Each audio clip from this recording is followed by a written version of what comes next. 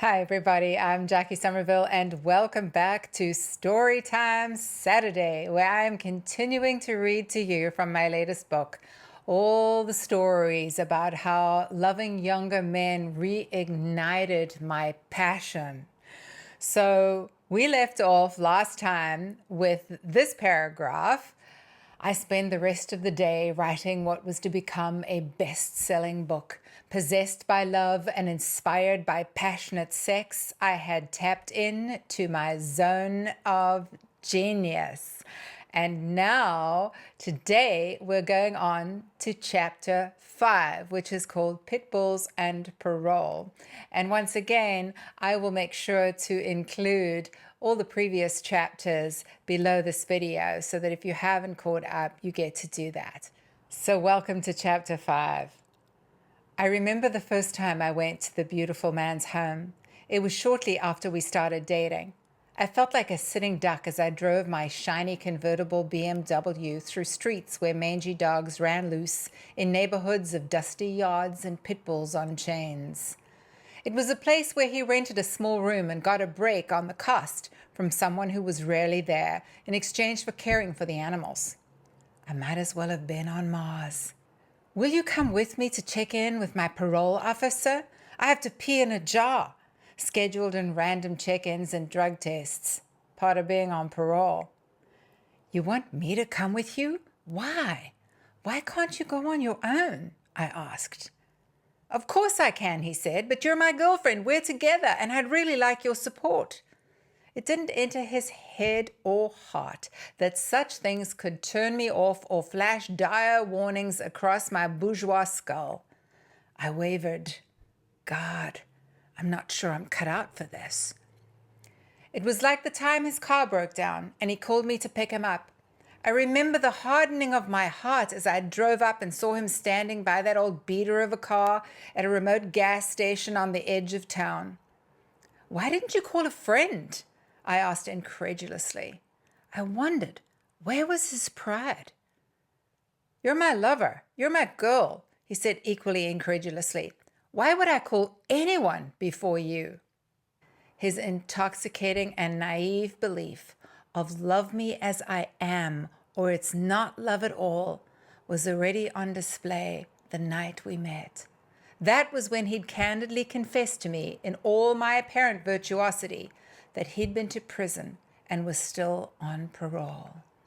It was as though he had to know immediately if I would accept him as he was. His raw and undiluted honesty cut through pretense and societal norms like a knife. It enticed and terrified me at the same time. Strangely, it was my heart and not my logical mind that faltered. Logically, I knew he posed no threat to my possessions or to me. He'd made some very bad decisions, but once I knew the truth of what got him incarcerated, the crushing story of his young life, and imagined myself in his shoes, I wondered how he wasn't mean and dangerous. Yet here was this beautiful contradiction of a man who was masculine, self-assured, dominating and cocky, but staggeringly and willingly vulnerable.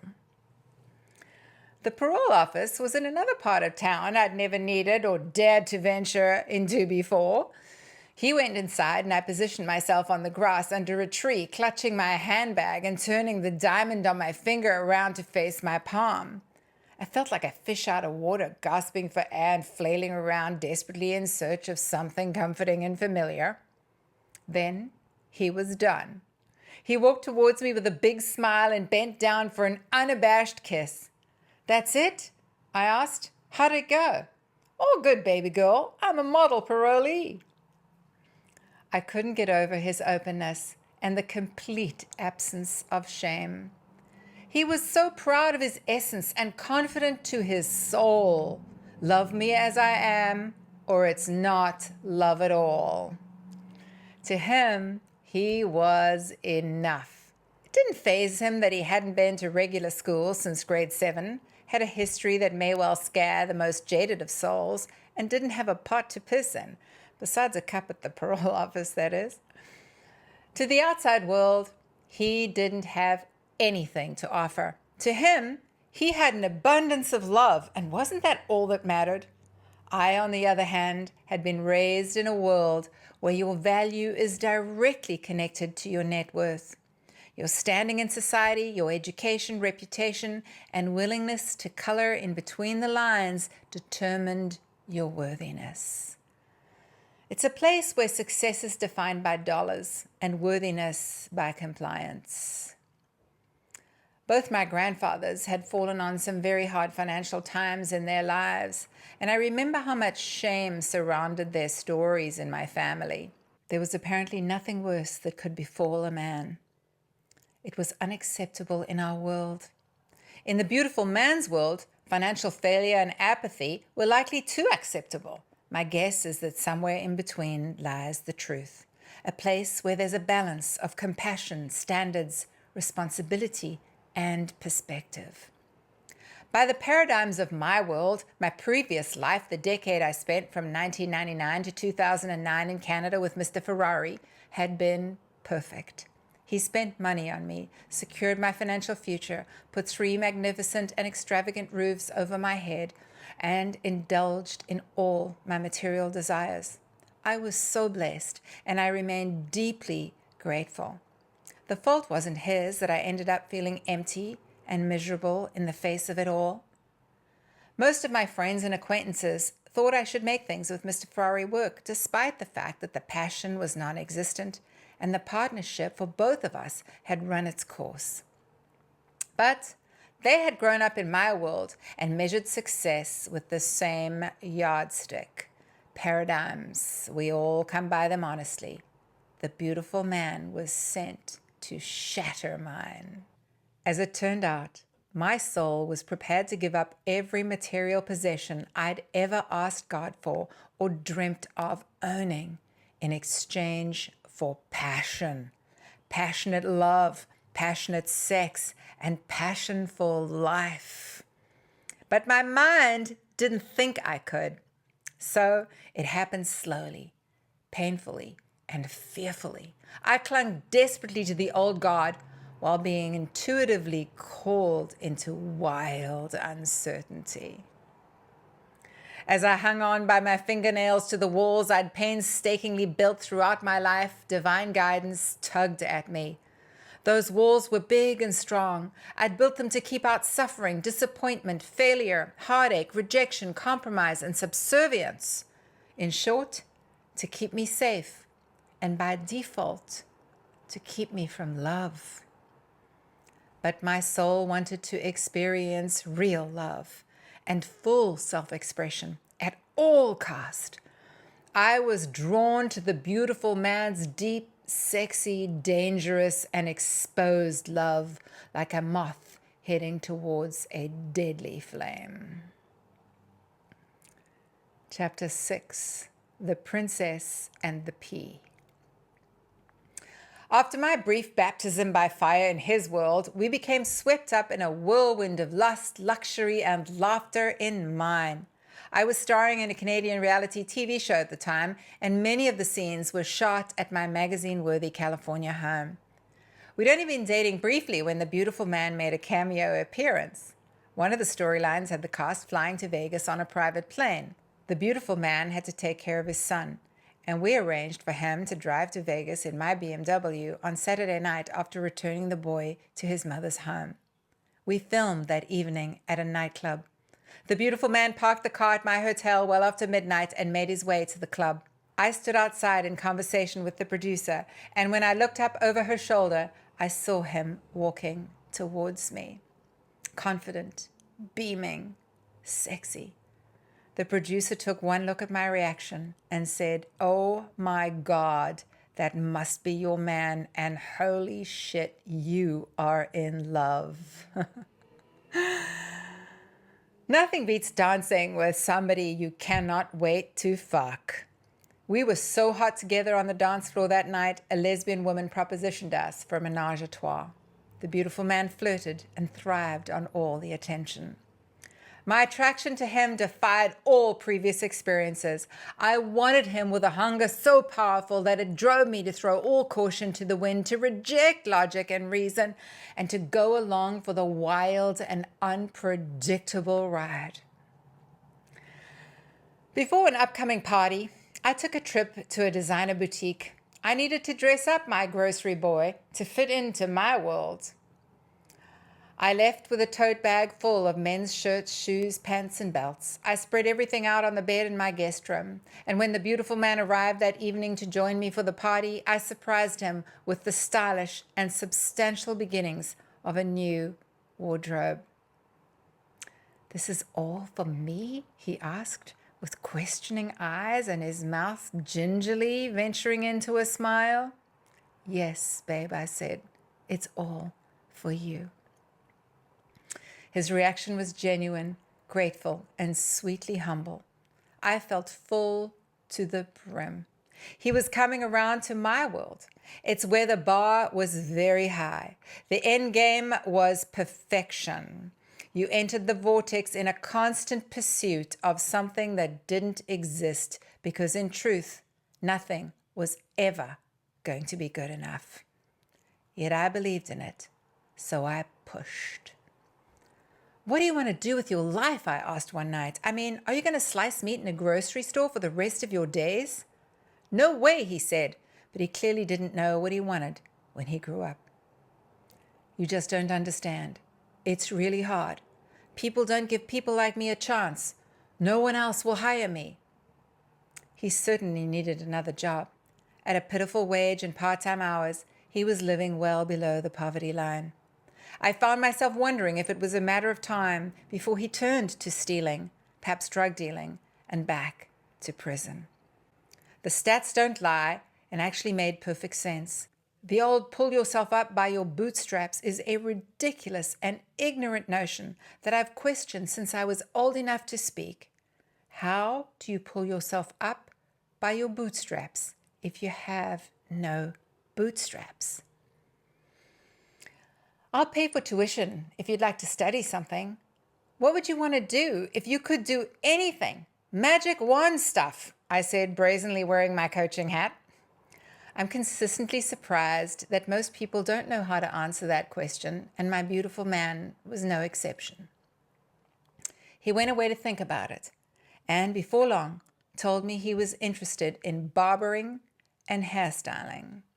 I had to quell my initial reaction, which was ashamedly in line with my bourgeois paradigm.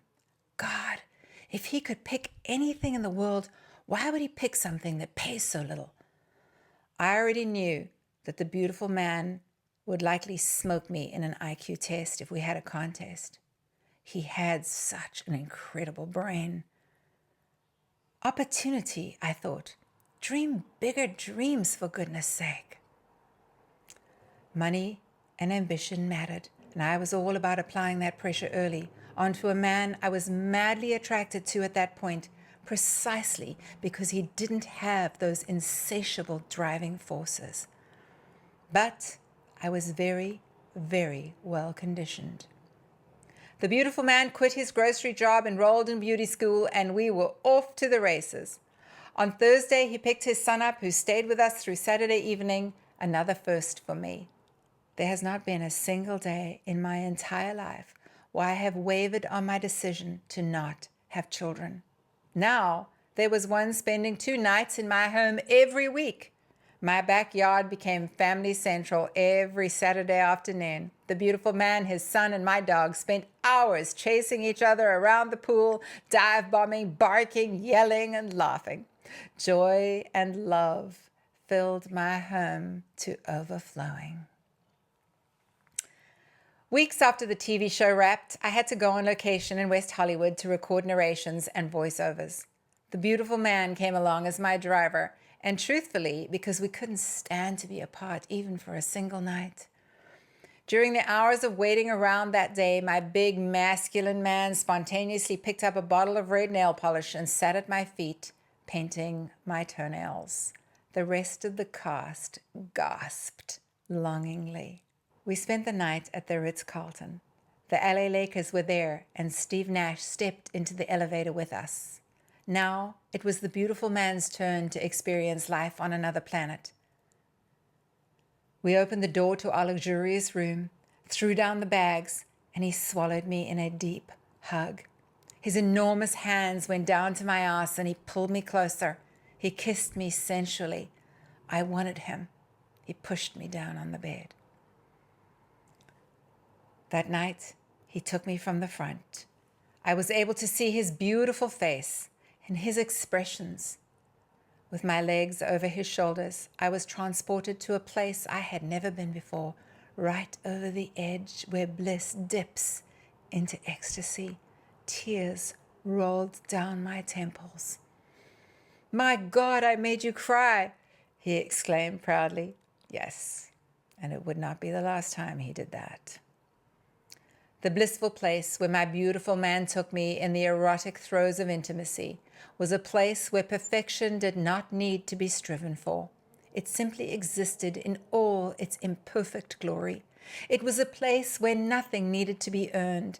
Worthiness did not need to be proven, and love was all that mattered.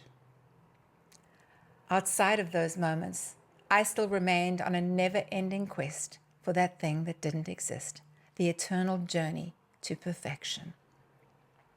I got up from the bed and wrapped myself in a sheet. "What are you doing, baby girl?" the beautiful man asked, sounding surprised. "I've gained weight," I said. "I'm feeling fat and unsexy. I haven't been running enough." "What are you talking about?" He laughed incredulously. "Baby girl, you're petite." Now I started to laugh. Hell no, I am so not petite. Do you even know what the word means? Yeah, I do. And you're petite. You're vibrant and sexy and compact and tiny and as fit as fuck. Come on, babe. And what's more, you're one of the most disciplined humans on the planet. You're fucking sexy, baby girl. Well, I can confidently tell you that I was not and am not petite. But in my beautiful man's eyes, I was everything I ever wanted to be, everything I ever strove for, worked for, pushed for. I was already there. I was perfect and apparently petite. He lifted me up, pushed my limits, built up my confidence, refused to accept my self-deprecating timidity and modesty. I began to appreciate my body and see myself in a very different, positive, and sexy light. Perhaps love was becoming my new perfect. Did love have to be striven for and earned? Did it exist outside of 50-50, outside of the scoreboard? The beautiful man's world was changing fast, too. One night, he fell asleep in the guest room while watching a movie with his son. He came through the next morning complaining that the mattress was a little hard for his taste and that there was only one pillow that he liked. I burst out laughing. "Oh my, we're becoming a princess already?" I said teasingly. "How was the mattress in prison? Or the one in the crack house? Are the 1,200 thread count Egyptian cotton Italian-made sheets not good enough for you, darling?" We both doubled up laughing. "Or maybe you were a princess all along, like the princess and the pea." It became a running joke as the beautiful man seemed to adapt to my world, at least on some level, and he appeared so willingly malleable. Our romance, as sexy and sensational as it was, spent no time in the shallows. We had deep and challenging discussions early on, as though we already knew we were destined to be together. His entrenched ways and views were still glaringly apparent and challenged my ingrained notion of what it took to be successful in this world. Many times I doubted him, tested him, and dug deep in my soul for answers. I constantly challenged him about his future, his attitude, and about contribution. He told me that all he needed was to feel loved, sweetly and naively believing that love was enough. Just love me, he said. Just love me and give me time. I tried, but time was running out.